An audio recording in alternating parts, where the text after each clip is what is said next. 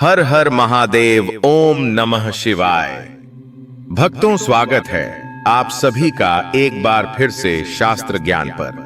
दोस्तों, 2025 में सावन का महीना कब है और कितने सोमवार पड़ेंगे, सावन की समाप्ति कब है तथा रक्षाबंधन कब है और व्रत का पालन कैसे करें, व्रत में कौन सी चीजें नहीं खानी चाहिए और एक ऐसा उपाय हम इस वीडियो में बताएंगे जिससे आपको भोले बाबा की कृपा से 7 जन्मों की परेशानियां भी दूर हो जाएंगी।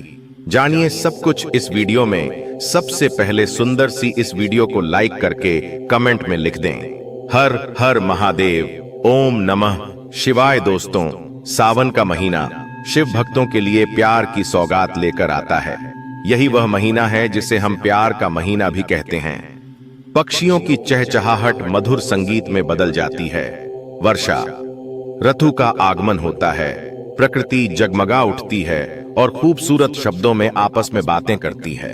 साथ ही साथ शिव भक्त बड़े जोरों शोरों के साथ सावन के महीने का बड़ी ही बेसब्री से इंतजार करते हैं। सावन में भगवान शिव धरती पर आकर अपने हर भक्त के घर में वास करते हैं और उनकी सच्ची भक्ति से प्रसन्न होकर धन धान्य से भर देते हैं। सावन का हर एक दिन बहुत ही शुभ माना जाता है। हर दिन पवित्र होता है, हर दिन भगवान शिव की पूजा की जाती है। लेकिन सोमवार के व्रत की बात ही कुछ और होती है। पवित्र और शुभ दिन होता है सोमवार का दिन। इस दिन व्रतधारी व्रत रखकर संपूर्ण फल की प्राप्ति करते हैं और अगले सप्ताह सावन के पवित्र महीने में फिर से सोमवार के व्रत के आने की कामना करते हैं ताकि सावन में हम व्रत का फिर से संपूर्ण पालन और फल प्राप्त कर सकें। दोस्तों, आपको बता दें, इस बार सावन का महीना 2025 में 11 जुलाई शुक्रवार के दिन से आरंभ होगा।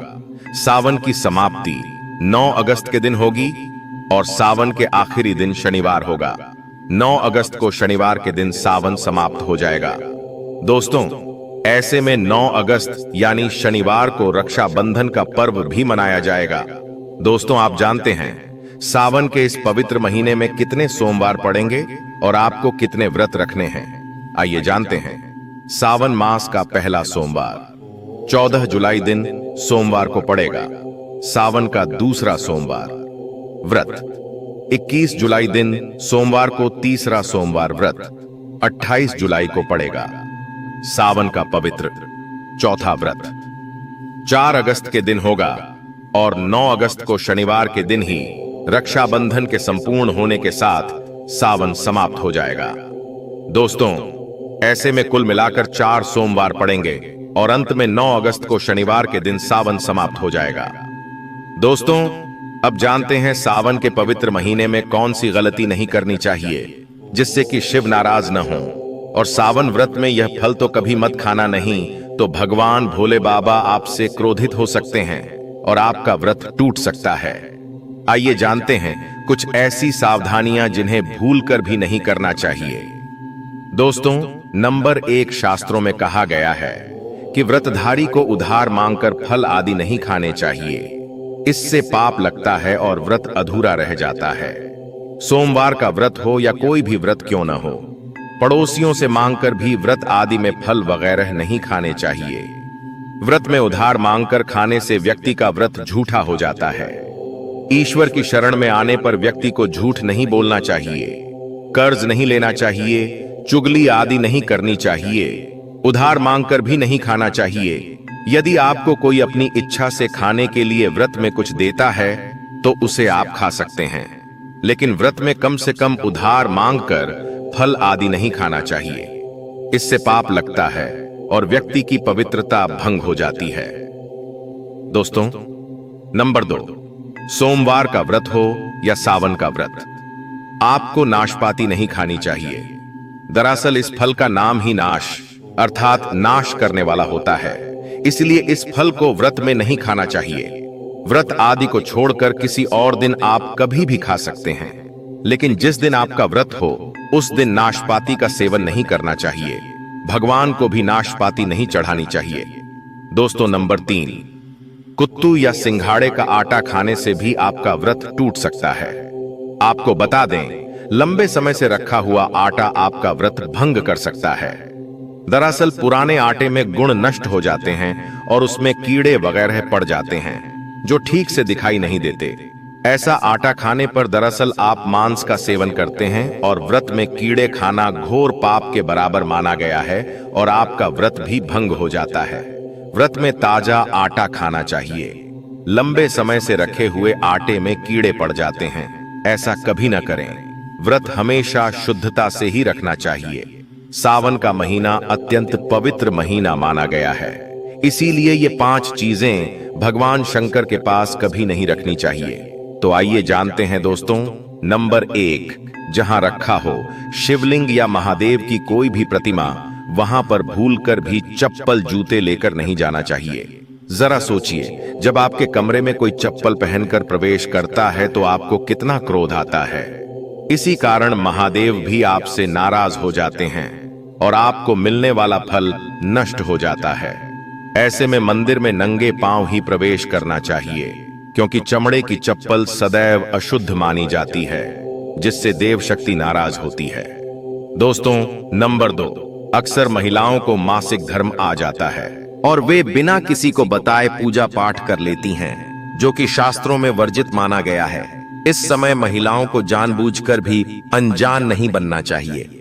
अगर आपको मानसिक पीड़ा है तो घर के बने मंदिर में या बाहर के मंदिर में कभी प्रवेश नहीं करना चाहिए। इससे देव शक्तियां नाराज होकर आपसे क्रोधित हो सकती हैं। ऐसे समय में शिवलिंग को छूना घोर पाप के बराबर माना गया है। जरा सोचिए, ऐसी अवस्था में जब महिला को बुरा लगता है तो ईश्वर को कितना बुरा लगेगा। इसीलिए महिलाओं को ऐसी अवस्था में मंदिर यात्रा, घर में पूजा पाठ, भगवान की प्रतिमा को छूना या तुलसी में पानी तक नहीं डालना चाहिए। तुलसी का पौधा भी सूख जाता है। जब देव शक्तियां नाराज होती हैं तो स्वाभाविक है कि घर में कंगाली और गरीबी, झगड़े आदि उत्पन्न होने लगते हैं। ऐसा कभी मत करना दोस्तों। नंबर 3, शास्त्रों में बताया गया है कि जहां होता है शिवलिंग, वहां पर सभी शक्तियां सक्रिय रहती हैं। अगर घर में शिवलिंग स्थापित है तो वह व्यक्ति महादेव की कृपा सदैव प्राप्त करता है। वास्तु शास्त्र के अनुसार शिवलिंग से हर समय ऊर्जा का संचार होता रहता है। इसीलिए शिवलिंग पर जलधारा निरंतर होनी चाहिए, जो ऊर्जा को शांत रखती है। कुछ लोग अपने घर में शिवलिंग तो रख लेते हैं, लेकिन सप्ताह में एक बार ही जल चढ़ाते हैं, जो कि बिल्कुल भी उचित नहीं है। यदि आप जल नहीं चढ़ा सकते तो अपने घर में शिवलिंग की स्थापना कभी न करें, क्योंकि गरुड़ पुराण में बताया गया है कि इससे उल्टा घर में विनाश होता है।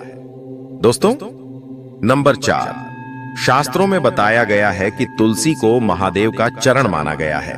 इसी कारण तुलसी में शिवलिंग और गणेश की प्रतिमा नहीं रखी जाती है। कई लोग जाने अनजाने में शिवलिंग को तुलसी में रख देते हैं और घर में परेशानियां उत्पन्न होने लगती हैं। इससे महाशक्तियां क्रोधित हो जाती हैं। शिवलिंग पर तुलसी भी नहीं चढ़ाना चाहिए। तुलसी और शिवलिंग के बीच उचित दूरी रखनी चाहिए। दोस्तों, नंबर 5, घर के मंदिर या बाहर के मंदिर में ऐसे व्यक्ति को प्रवेश नहीं करना चाहिए जिसने स्त्री संपर्क अर्थात संभोग किया हो या जिसने मांस का सेवन किया हो। यदि आप शारीरिक रूप से अपवित्र हैं तो मंदिर के आसपास भी नहीं जाना चाहिए। घर के मंदिर में कोई कपड़ा आदि डाल देना चाहिए। जरा आप ही सोचिए, क्या आप मांस खाकर या स्त्री से शारीरिक संबंध बनाकर भगवान के पास जाएंगे? और क्या वे आपसे प्रसन्न होंगे? बिल्कुल नहीं। वे आपसे रुष्ट हो सकते हैं और नाराज हो सकते हैं। शास्त्रों में इसे घोर पाप कहा गया है। इससे व्यक्ति नरक को प्राप्त करता है।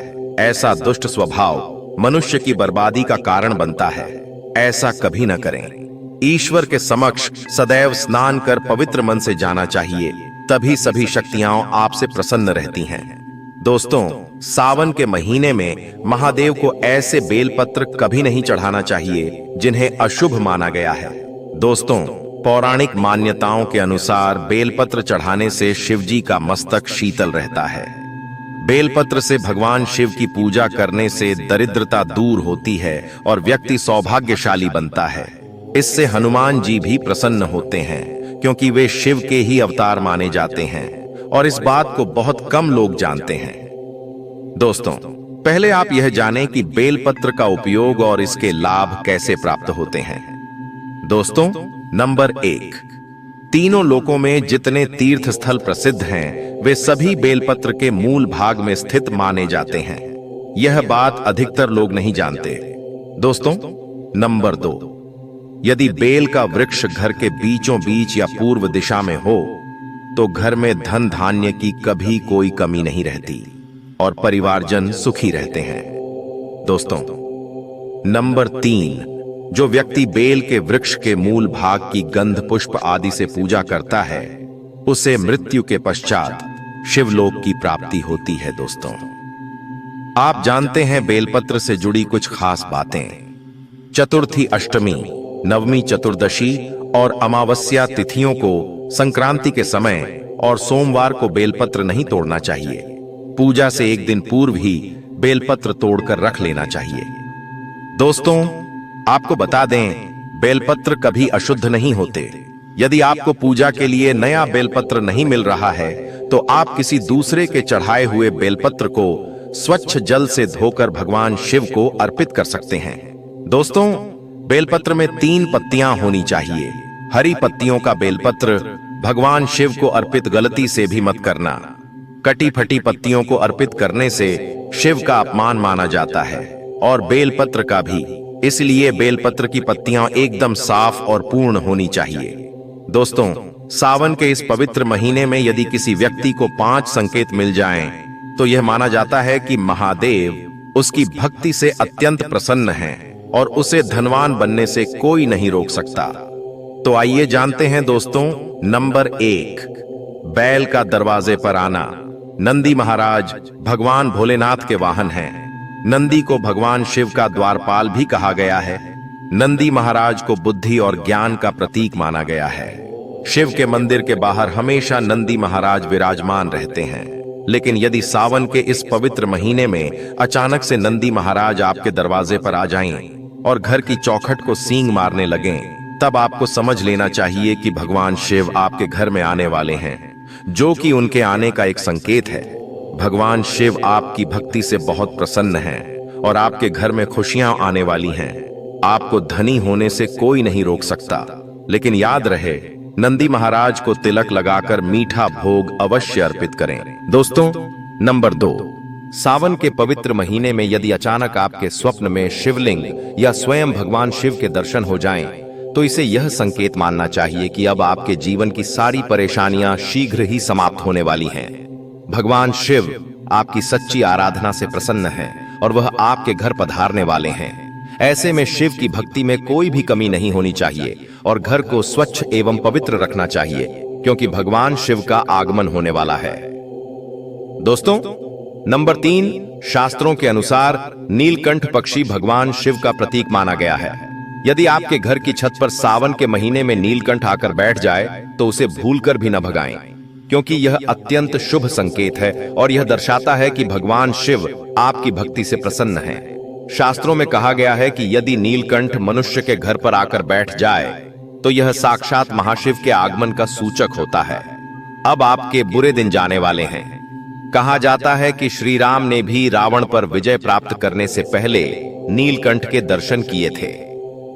दोस्तों, नंबर 4, सावन के पवित्र महीने में यदि अचानक घर में काला सांप दिखाई दे तो यह भी अत्यंत शुभ संकेत माना गया है।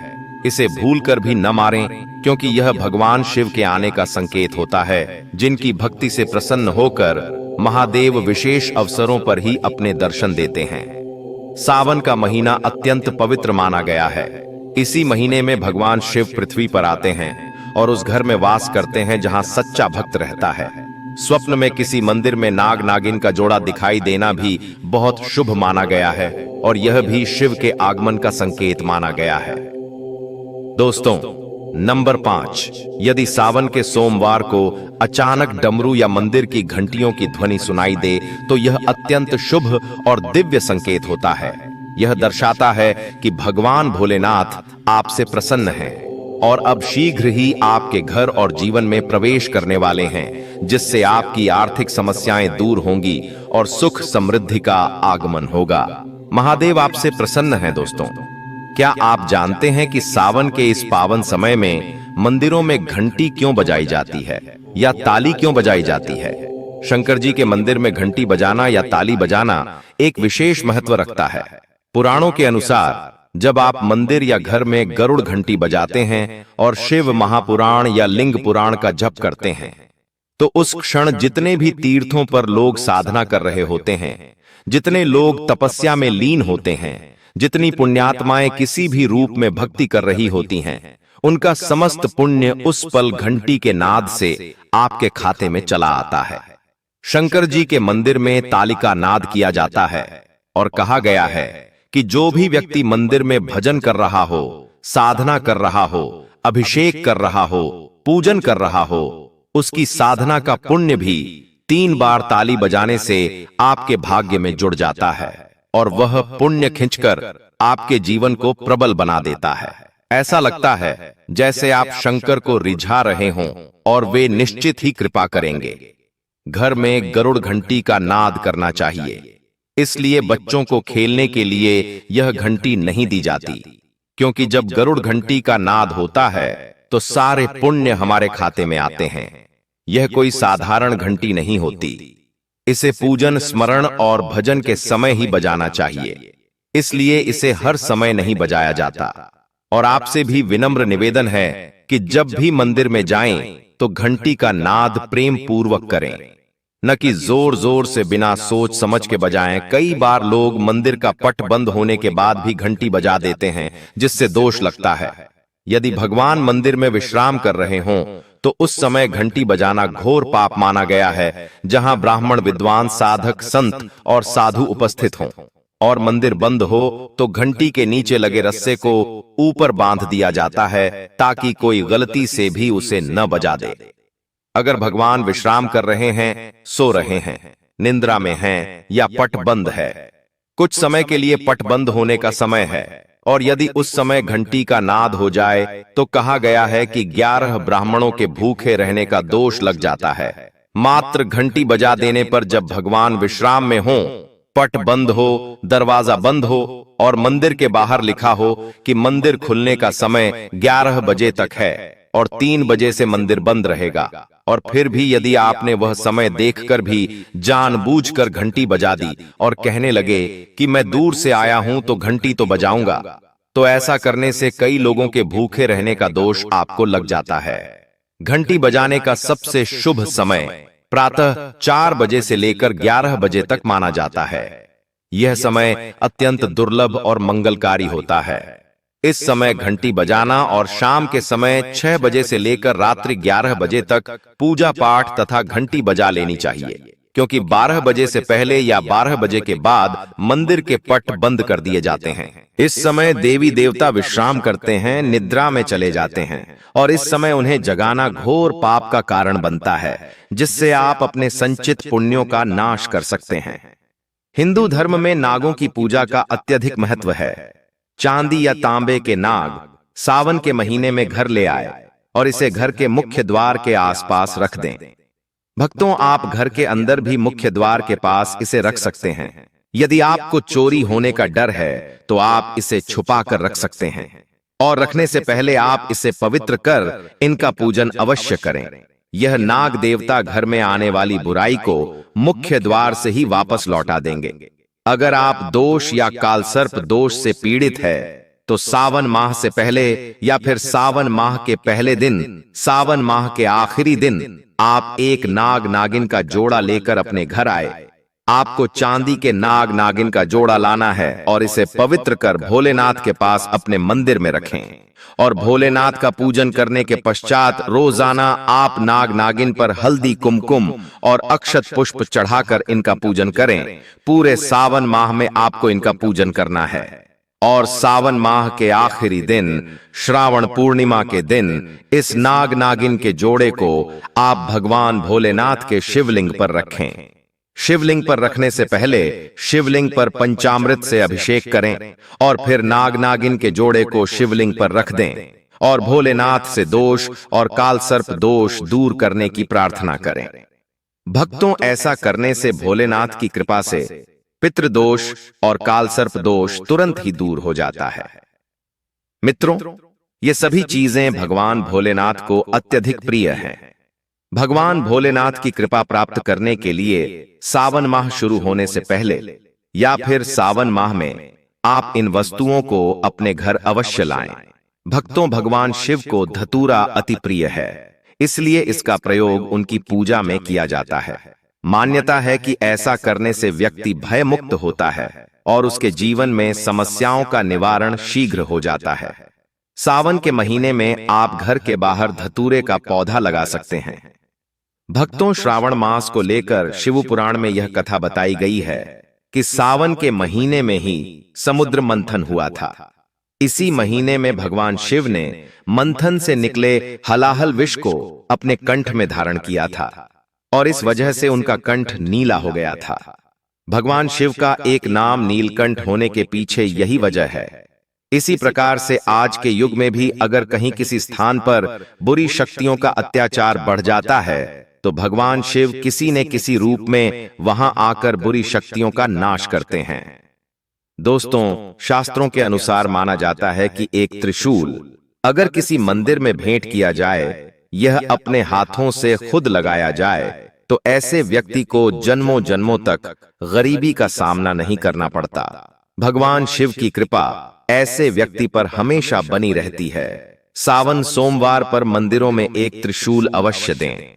खास सावन सोमवार के दिन ही ऐसा करें, लेकिन बाकी दिन भी आप ऐसा कर सकते हैं। दोस्तों, सावन सोमवार पर मोरपंख अवश्य घर में लाना चाहिए। किसी खास मौके पर ही मोरपंख घर में लाना चाहिए। बहुत ही शुभ और मंगलकारी माना जाता है। मोरपंख कई शक्तियों से भरा पड़ा है। जहां होता है मोरपंख, उस घर में गरीबी कभी नहीं आती। ऐसे घर पर सदैव भगवान कृष्ण की कृपा हमेशा बनी रहती है। दोस्तों, शिव पुराण के अनुसार माना जाता है कि सावन सोमवार पर व्रतधारी को धतूरा अवश्य खा लेना चाहिए। भले ही आप थोड़ा सा खाएं, लेकिन जरूर खाएं, इससे व्रत पूरा हो जाता है। इस दिन धतूरा खाने से संपूर्ण फलों की प्राप्ति हो जाती है। अगर आप धतूरा नहीं खाते हैं तो इसे थोड़ा बहुत चख लें।